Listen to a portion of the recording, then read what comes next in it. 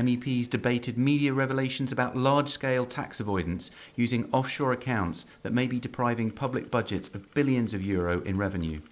Big question marks about the rule of law in Poland were raised in the summer and have not gone away.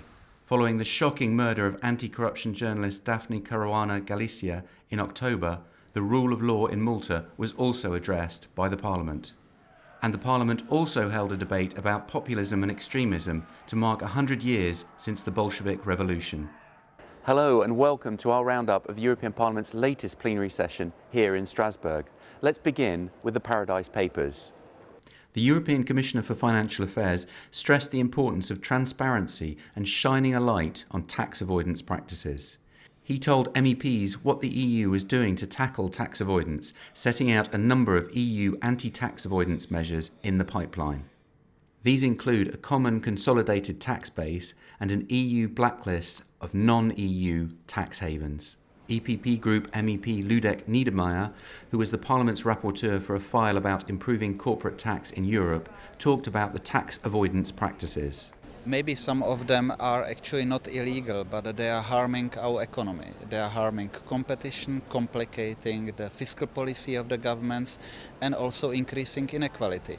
And people are unhappy because they are losing the trust to society. He went on to say what the EU should do now. Within the EU, we should close the loopholes. We should work on corporate taxation because this is the area where most money are lost. And vis-à-vis third countries, we should not hesitate to use more our soft and hard power. Next, MEPs debated EU concerns about the rule of law in Poland in connection with its reform of the judiciary.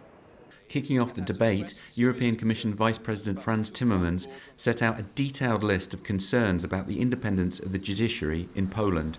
His core underlying point was that every member state carrying out judicial reforms must respect the rule of law as one of the fundamental values to which all member states signed up when joining the EU.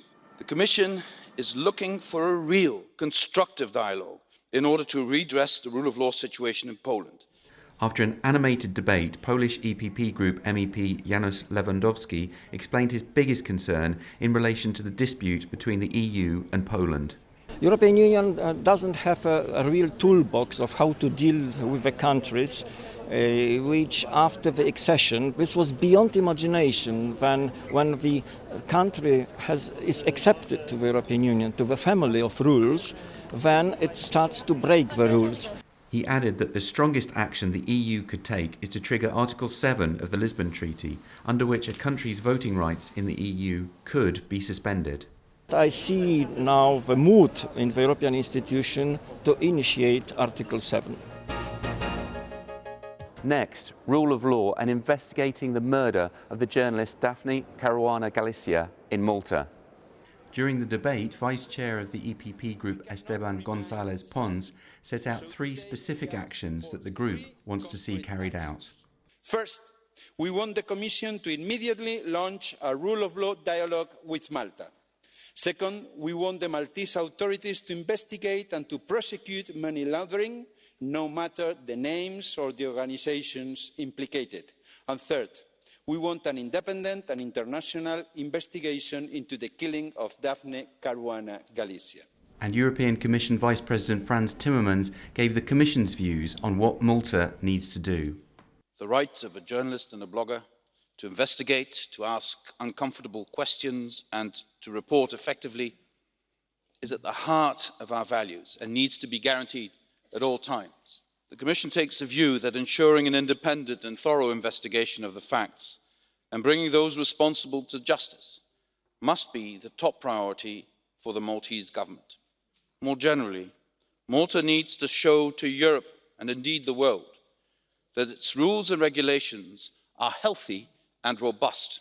During a specially organised ceremony after the debate, the President of the European Parliament, Antonio Tajani, paid tribute to Daphne Caruana Galizia and named the Parliament press room in Strasbourg after her. Her family attended the event. And finally, Parliament held a debate about totalitarianism to mark 100 years since the Bolshevik Revolution. 7th of November 1917, Bolshevik forces started occupying government buildings in St. Petersburg. What looked at the time like a hopeless putsch by a small group of ideological extremists turned into a totalitarian communist regime that annihilated millions. Vice Chair of the EPP Group, Sandra Calniete, who addressed MEPs in the debate, explained that left and right-wing populists and extremists use the same methodology to manipulate public opinion as was used by Lenin's supporters.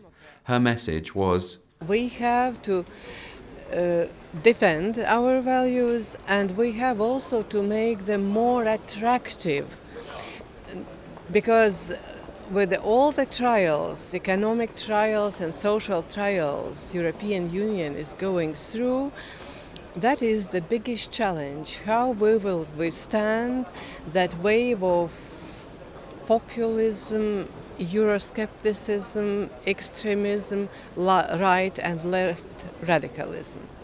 the EU will now push on with its efforts to tackle tax avoidance and ensure that all EU countries fully respect the rule of law. So that's it for the November Strasbourg session. Find out more about the activities of the largest political force in the European Parliament by checking out eppgroup.eu. Thanks for watching and see you soon.